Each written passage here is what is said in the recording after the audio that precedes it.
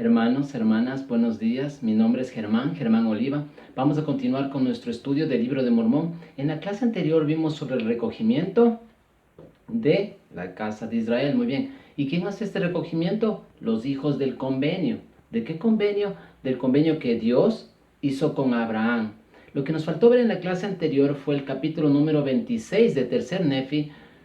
El plan es que en esta clase terminemos el libro de Tercer Nefi y Cuarto Nefi. Y Dios mediante la siguiente clase entraremos en el libro de Mormón. O sea, el libro de Mormón que está dentro del libro de Mormón. Ya estamos prontos por terminar ya casi terminamos el libro. Lo más relevante de Tercer Nefi es sobre los 3 días de oscuridad que nos cuentan. Sobre 3 días de destrucción. En donde murieron todos menos los justos, dice la escritura. Y estos justos recibieron la presencia de Jesucristo. Entonces, Jesucristo viene al continente americano, nos cuenta Tercer Nefi. También lo más relevante es sus enseñanzas, las enseñanzas que él dejó y la transformación o conversión de estos hermanos hacia el Evangelio y hacen un pueblo bellísimo, un pueblo de gran cultura, un pueblo lleno de espíritu, lleno de riqueza, que nos habla el Cuarto Nefi. ¿Ustedes creen que en Tercer Nefi todo lo que enseñó Jesucristo está escrito en Tercer Nefi? Bueno, eso nos cuenta el versículo número 7 de Tercer Nefi 26. Tercer Nefi 26, capítulo 26, lo que nos faltó ver la clase anterior. En el versículo número 7 dice: pero he aquí, las planchas de Nefi contienen la mayor parte de las cosas que enseñó al pueblo. O sea, la mayor parte está en Tercer Nefi, pero no todo. Hay una aclaración en el versículo número 11 y 12 de este mismo capítulo que la hace Mormón. Vamos a leer, el versículo número 11 dice: he aquí, estaba a punto de escribirlas. ¿Cuántas se grabaron sobre las planchas de Nefi? Pero el Señor lo prohibió, diciendo: pondré a prueba la fe de mi pueblo. El 12. Por lo que yo, Mormón, escribo las cosas que el Señor me ha mandado, y ahora yo, Mormón, concluyo mis palabras y procedo a escribir las cosas que me ha mandado. Ok, entonces el Señor le manda a escribir son las cosas que le dice que escriba, y lo demás nosotros tenemos que ejercer la fe. ¿Copiar de qué? De las planchas de Nefi. Entonces no está todo, pero está la mayoría en Tercer Nefi de las enseñanzas de Jesucristo. Lo que sí sabemos es que con estas enseñanzas el pueblo se convirtió en un gran pueblo. Eso nos enseña el versículo número 19 del capítulo número 26, que es uno de los versículos más bonitos del libro de Mormón. Vamos a leerlo, ¿ya? Dice el 19 del capítulo 26. Y enseñaron y se ministraban el uno al otro, y tenían todas las cosas en común. Todo hombre obraba en justicia uno con otro. Entonces ellos tenían todas las cosas en común. Esto nos parece una ideología política, ¿no? Todas las cosas en común, todos eran iguales. Y esta unidad de ser solo uno, en propósito, en unidad, en riqueza, y no había pobres entre ellos, eso vivían en el tiempo de Jesucristo, después de su venida en el continente americano. Pero también esa vida la hicieron los apóstoles en Jerusalén, sobre sus enseñanzas. Y no solo los apóstoles, sino todos los seguidores en Jerusalén, todos los llamados cristianos, los seguidores de Cristo. Eso nos cuenta en la Biblia. Vamos a leer en Hechos de los Apóstoles. Vamos a buscar el capítulo número 2 de Hechos de los Apóstoles. En el versículo número 44 está. 44 y 45 dice, el 44, y todos los que habían creído estaban juntos y tenían en común todas las cosas. Entonces todos los que creían estaban juntos, era un solo pueblo, uno solo los seguidores de Cristo, y tenían en común todas las cosas. O sea, si yo tenía algo, no era mío, sino de todos, porque de todos eran en común. Versículo número 45 es muy interesante y es pocas veces leído en la iglesia este versículo. Vamos a estudiarlo. Versículo número 45. Y vendían sus posesiones y sus bienes, y lo repartían a todos según la necesidad de cada uno. ¿Esto qué quiere decir? Que si es que yo tenía una propiedad, algo que yo tenía, pues los apóstoles, los seguidores de Jesucristo, o los que querían seguir a Jesucristo, le decían: yo, vende y dáselo a los pobres, o vende y reparte a los necesitados de la iglesia. Esto me recuerda al joven rico. ¿Recuerdan la historia del joven rico? Cuando un personaje se acercó a Jesucristo, conocido como el joven rico, y le dijo, ¿qué puedo hacer para seguir? Yo quiero ser un discípulo tuyo, ¿qué puedo hacer para seguirte? Probablemente los apóstoles estaban animados como diciendo, bien, uno más que nos va a ayudar a apoyar todo este trabajo que tenemos. Entonces Jesucristo le dijo, tienes que hacer esto, el otro, el otro, el otro. Y el joven rico le dijo, yo he hecho todo eso desde mi niñez, todo lo he cumplido desde mi niñez. Puede ser que algún miembro de la iglesia diga eso, ¿verdad? Yo he hecho todo eso desde mi niñez. Luego Jesucristo le dice, vende todo, dáselo a los pobres y ven, sígueme. Ahí es cuando el joven rico dijo, ¿cómo? ¿Qué cosa? Tal vez un miembro de la iglesia puede decir, ¿qué cosa? Yo puedo dar todo, pero con mi tarjeta de crédito no te metas. Es como, ¿qué tal si en esta nueva conferencia que viene, en 6 meses, el presidente Russell M. Nelson, profeta de la iglesia, dice, a ver, hermanos, vamos a hacer lo siguiente, van a vender todas sus propiedades y van a darle el dinero a la iglesia para que la iglesia administre y repartir por igual o repartir principalmente a las personas necesitadas este dinero. ¿Estaríamos listos para hacer esto? Estaríamos listos, porque eso era lo que vivían en Cuarto Nefi, y nos habla después de que las enseñanzas de Jesucristo en el continente americano se dieron, eso vivieron, y las enseñanzas de los apóstoles después de que Jesucristo resucitó y subió al cielo en Jerusalén. Los apóstoles del continente americano y del viejo mundo estaban viviendo una unidad, que este pueblo era tan unido que todo lo hacían junto. Por ejemplo, en el versículo, estamos entrando a la clase de hoy, en el versículo número 1 del capítulo número 27, al final dice, y unidos en poderosa oración y ayuno. Mira, hasta oraban juntos y ayunaban juntos para pedir algo. En el versículo número 3 nos cuenta qué es lo que están pidiendo. Versículo 3 dice, y ellos le dijeron, Señor, deseamos que nos digas el nombre por el cual hemos de llamar esta iglesia. ¿Qué querían saber ellos? El nombre de la iglesia. ¿Cómo le vamos a llamar a la iglesia? El Señor les contesta, versículo número 5. ¿No han leído las escrituras que dice que debéis tomar sobre vosotros el nombre de Cristo, que es mi nombre, porque por este nombre seréis llamados en el postrer día? En el versículo número 7 aclara un poco más, dice, por tanto, cualquier cosa que hagáis, la haréis en mi nombre, de modo que daréis mi nombre a mi iglesia, o mi nombre a la iglesia. Entonces, ¿de quién es la iglesia? La iglesia es de Jesucristo. Muy bien. Bien pudieron haber puesto ellos como la iglesia de los descendientes de Leí. Recordemos que a esta altura del libro de Mormón ya no había lamanitas y nefitas. Todos eran un solo pueblo.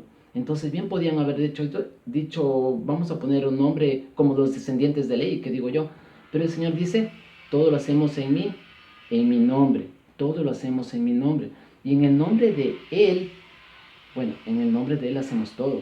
Damos testimonio, damos mensajes en el nombre de Jesucristo, actuamos en el nombre de Jesucristo. Entonces todo lo tenemos que hacer en el nombre de Jesucristo. Entonces la iglesia tiene que ser el nombre de Jesucristo. En el 8 lo aclara más. Dice, y cuando puede ser, ¿y cómo puede ser mi iglesia salvo que lleve mi nombre? Porque si una iglesia lleva el nombre de Moisés, entonces es la iglesia de Moisés. O si se le da el nombre de algún hombre, entonces es la iglesia de ese hombre. Pero si lleva mi nombre, entonces es la iglesia, sí, esta, sí, es que están fundados sobre mi evangelio. Entonces el nombre debería ser el nombre de la iglesia. Entonces el nombre es la iglesia de Jesucristo, la iglesia de Jesucristo, porque luego en Doctrina y Convenios, que veremos el próximo año, vamos a ver Doctrina y Convenios, y me encanta Doctrina y Convenios porque Doctrina y Convenios fue el primer libro que yo lo estudié, guiado por mi maestro, el hermano Calderón. Entonces el hermano Calderón, lo primero que yo aprendí así a escudriñar fue Doctrina y Convenios con el hermano Calderón. Me encantó Doctrina y Convenios y el próximo año lo veremos a Doctrina y Convenios. Vamos a estudiar Doctrina y Convenios, vamos a Doctrina y Convenios. Una cosa que podemos adelantar sobre el estudio es que es doctrina y convenios, no es doctrinas y convenios. A veces hermanos dicen, vamos a doctrinas y convenios. No, es una sola doctrina, doctrina y convenios. Y ahí no se dice capítulos, sino se dice secciones. Entonces vamos a la sección de 115, versículo 4. 115, versículo 4 dice, porque es una revelación dada a José Smith en Foxwoods, Missouri, en donde José Smith dice, el versículo 4, porque así se llamará mi iglesia en los postreros días, a saber, la iglesia de Jesucristo de los santos de los últimos días. Entonces, ¿cómo se llama ahora la iglesia? La iglesia de Jesucristo de los santos de los últimos días. De los últimos días, pues porque ya son los postreros días, porque ya son los últimos días. Todos los estudiadores de las Escrituras y seguidores de Jesucristo saben que esto ya es el cumplimiento de los tiempos, ya se acaba, ya es el último día. La Escritura es los últimos días.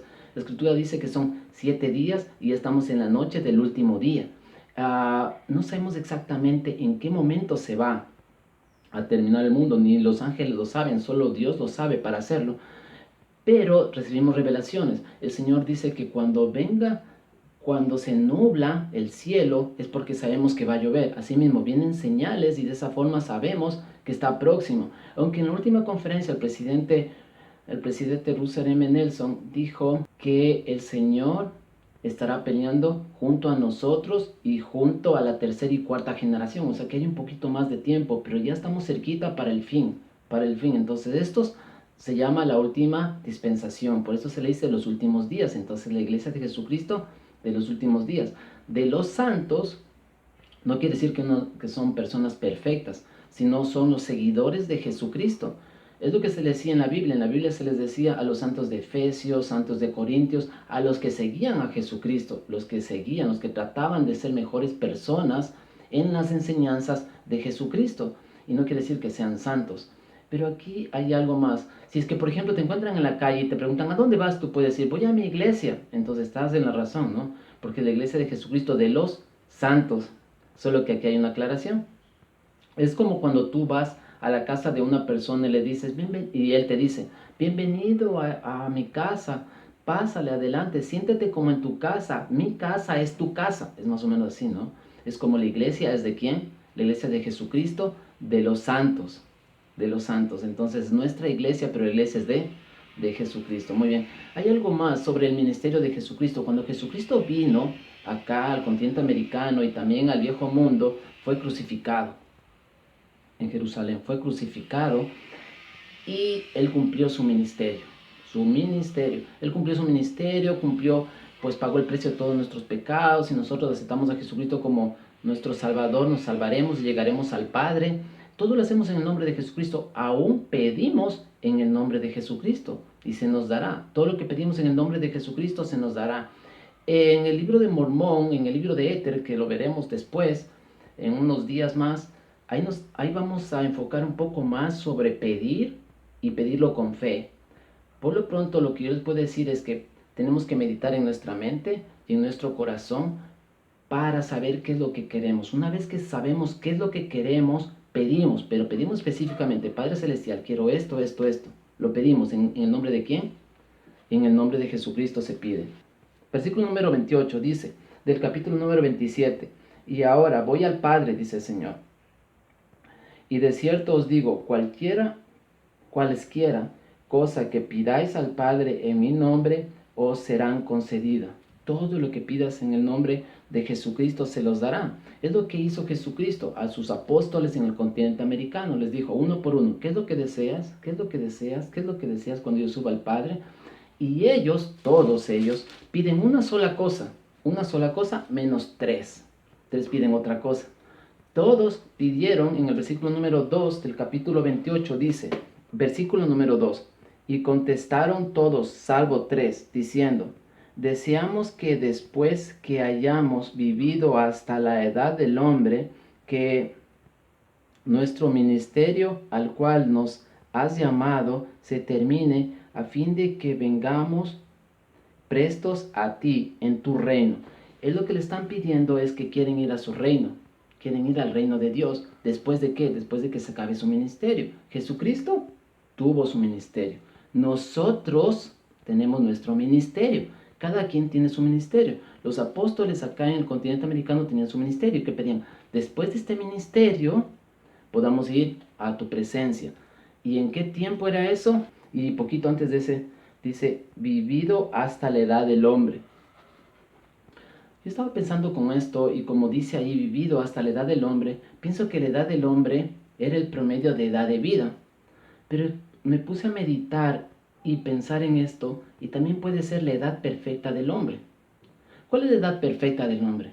Para mí son los 30 años, cuando estás robusto, simpático, joven, como lleno de vida. Yo pienso que la edad perfecta del hombre es los 30 años. Pero eso también puede ser aquí cuando dice edad del hombre. Vamos a ver qué edad es la que dice, ya sea la edad promedio de muerte o la edad perfecta, que digo yo. Es lo que pienso yo, ¿no? Tenemos que analizarlo exactamente qué es lo que quiere decir, si la edad de promedio de vida o la edad perfecta del hombre. Versículo número 3 dice, y les dijo, benditos sois porque desearéis esto de mí, por tanto, después que hayáis llegado a los 72 años de edad, vendréis a mí en mi reino, y conmigo hallaréis reposo. Entonces, ¿qué edad la edad perfecta? 72 años, ya sea la edad de promedio de vida o hasta esa edad viviríamos, es lo que yo siempre pensé, pero puse a meditar al respecto y pienso que está hablando sobre una edad perfecta. ¿De qué? Perfecta edad de vida del hombre a los 72 años. Eso es doctrina Germán Oliva, es mi manera de pensar. Esa es la edad perfecta del hombre. ¿Y la edad de la mujer? Ok, miren, ¿se acuerdan de los tres que pidieron otra cosa? Ok, ahí está, versículo número 4.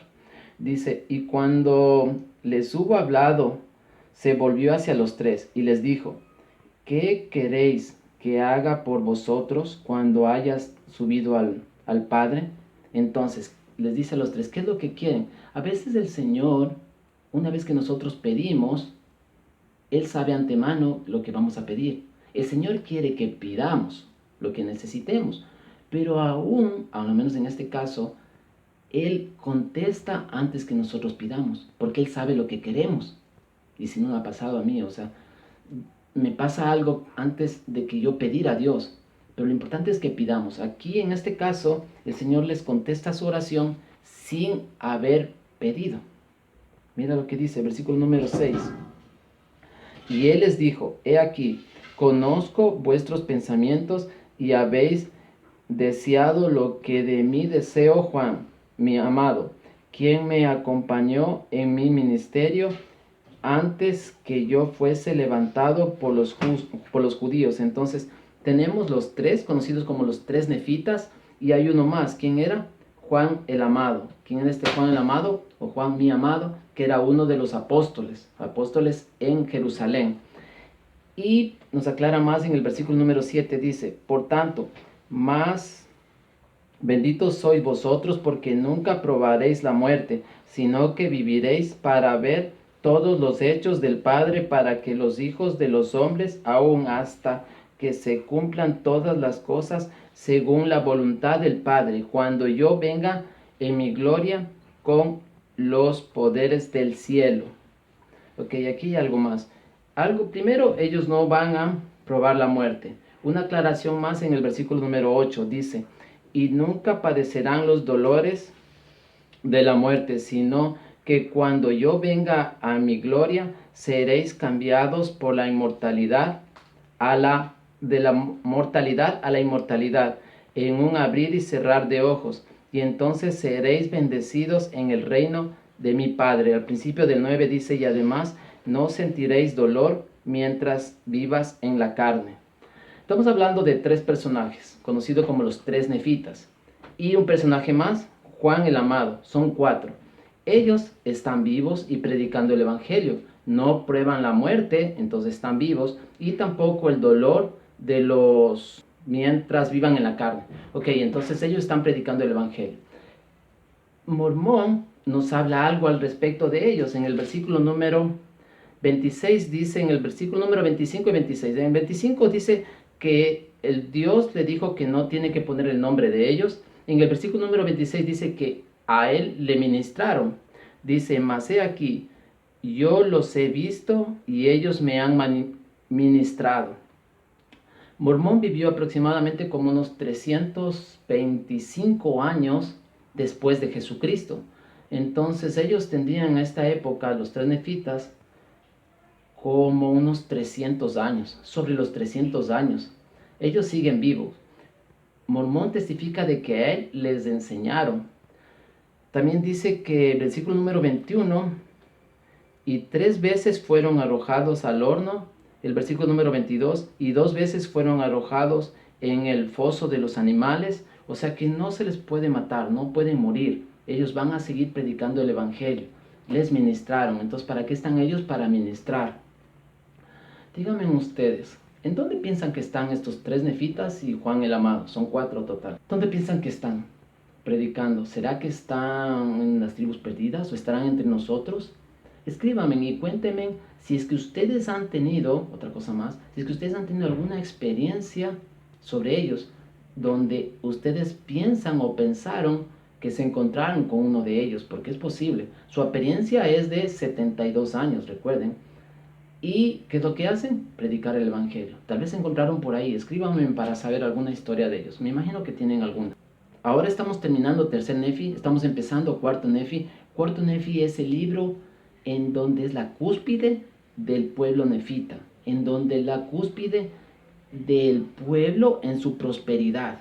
Entonces su mayor prosperidad, en donde no había pobres, en donde no había esclavos, en donde todos tenían prosperidad. Vamos a leer un poco de cuarto Nefi y el versículo número 3. Recordemos que cuarto Nefi, el libro de cuarto Nefi solo tiene un capítulo. Entonces sería cuarto Nefi capítulo 1 versículo número 3. Dice, y tenían en común todas las cosas, por tanto no había ricos ni pobres, esclavos ni libres, sino que todos fueron hechos libres. Todos fueron hechos libres. Este versículo es de estudio. En el versículo número 3, al empezar, dice, y tenían en común todas las cosas, lo que estamos hablando. Ellos tenían en común todas las cosas, no era mío, sino de todos. Yo no tenía nada, sino de todos. Y todos tenían lo que tenían. Luego decía, así esta parte es interesante, no había ni ricos ni pobres. Al mismo tiempo no había ni ricos ni pobres, sino todos eran iguales. ¿Pero cómo? ¿Iguales pobres? No, iguales ricos. Todos eran iguales pero ricos. No había esclavos ni libres. Al mismo tiempo no había esclavos ni libres, porque todos eran libres. Y es sensacional la parte última donde dice participantes del don celestial. Participantes del don celestial. Versículo 7 hay algo más sobre este pueblo. Y el Señor los prosperó en gran manera sobre la tierra, sí, al grado de que nuevamente edificaron ciudades donde se habían incendiado las otras. El 16. Y no había envidia, ni contiendas, ni tumultos, ni fornicaciones, ni mentiras, ni asesinatos, ni lascivias, ni ninguna especie. Y ciertamente no podía haber un pueblo más dichoso entre todos los que habían sido creados por la mano de Dios. Es lo que él decía, ¿verdad? O sea, cuarto Nefi habla de un pueblo dichoso, del mayor pueblo. En este versículo llegamos a la cúspide del progreso, de la felicidad en lo temporal y en lo espiritual. Y esa es la clase y ese es el tema de la clase. No podía haber un pueblo más dichoso que este pueblo. En el versículo número 23 y 24, y con esto ya terminamos, es lo que nos cuenta Mormón. Vamos a escuchar este principio. El versículo número 23 dice, y yo, Mormón, quiero que sepáis que el pueblo se había multiplicado de tal manera que se hallaba esparcido por toda la faz de la tierra, y que habían llegado a ser sumamente ricos por razón de su prosperidad en Cristo. Mira, interesante, ¿no? Sumamente ricos, ¿por qué? Por la razón de su prosperidad en Cristo. Prosperidad en Cristo, eres rico. Es como una igualdad. Subes progreso espiritualmente y progreso económicamente. Y no solo progreso, dice ricos. En el versículo número 24 existe un problema que nos cuenta Mormón. Dice, y ahora bien, en este año, el 201, empezó a haber entre ellos algunos que se ensalzaron en el orgullo, tal como el lucir ropa costosa y toda clase de perlas finas y de las cosas lujosas del mundo. Entonces tuvieron tal prosperidad y tal riqueza que podían usar ropa costosa. Sí, así empezó todo. Pero ellos empezaron a tener orgullo de eso. Y recuerdan que en las clases vimos el ciclo del orgullo. Recordemos cuál era el ciclo del orgullo, en donde empezó primero el arrepentimiento, nos arrepentíamos, prosperábamos, luego de prosperar caíamos en el orgullo y después en la destrucción. Eso es lo que empezó con este pueblo. Y en este versículo nos cuenta que ya empezó el orgullo. En donde empieza el orgullo. Este orgullo que luego creció tanto, que luego cayó en una destrucción, que a este pueblo no le alcanzó a llegar a la prosperidad o arrepentirse, mejor dicho. Ya se destruyó. Es por eso que después esta historia de este pueblo son de 1000 años y estamos por ver la destrucción de este pueblo. Nos cuenta Mormón y su hijo Moroni, en donde se destruye todo el pueblo y todos los creyentes, todos los seguidores de Jesucristo, y solo queda como un recuerdo este pueblo próspero que hubo algún momento. Y todo empezó en este versículo. Usa ropa costosa y empezó con el orgullo. Luego cayeron en la destrucción. Ya no les alcanzó a regresar. Quiero terminar la clase con la última parte donde dice el 3, el versículo 3 de cuarto Nefi, y participantes del don celestial. Que podamos ser unos buenos instrumentos, que podamos quedarnos en el ciclo, en la prosperidad y no caer en el orgullo. Quedarnos en la prosperidad y no caernos en el orgullo. Para ser partícipes, como dice en el versículo número 3 al final, y participantes del don celestial. En el nombre de Jesucristo. Amén.